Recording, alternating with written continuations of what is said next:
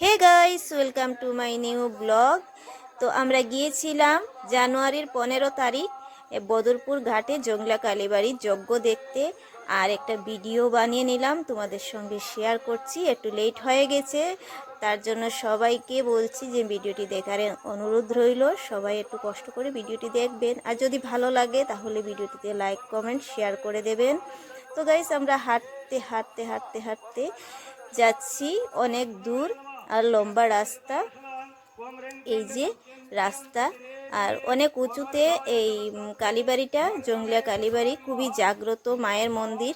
তো আজকে আমি খুব আনন্দ করে ঘর থেকে বেরিয়ে এলাম জংলা কালীবাড়িতে যাব বলে। তো দেখে তো আমি একদম অবাক, আর আমার খুব ভালো লেগেছে এইসব দেখে।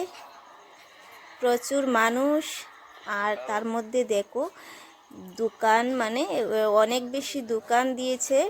তো খুবই ভালো লাগলো। এই মন্দিরটা অনেক ভিড় ছিল, তাই আমি মায়ের মন্দিরটার ভিতরটা বেশি ভিডিওর মধ্যে নিতে পারলাম না, আর ওরা দিচ্ছিল না যে আমি ভিডিও করব ঠিক মতো। প্রচুর ভিড় হয়ে যাচ্ছে, আর আমরা একটু তাড়াতাড়ি গিয়েছিলাম ভিডিও করার জন্য। আর খুব সুন্দর করে ডেকোরেশন করা হয়েছে।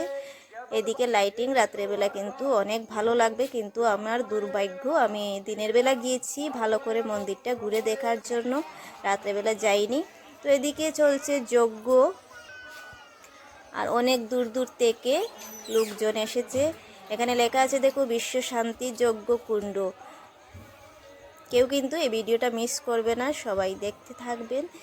আর যদি কেউ আসতে চাও তাহলে আসতে পারবে। তো ভিডিওটি যদি ভালো লাগে লাইক কমেন্ট শেয়ার করে দেবে।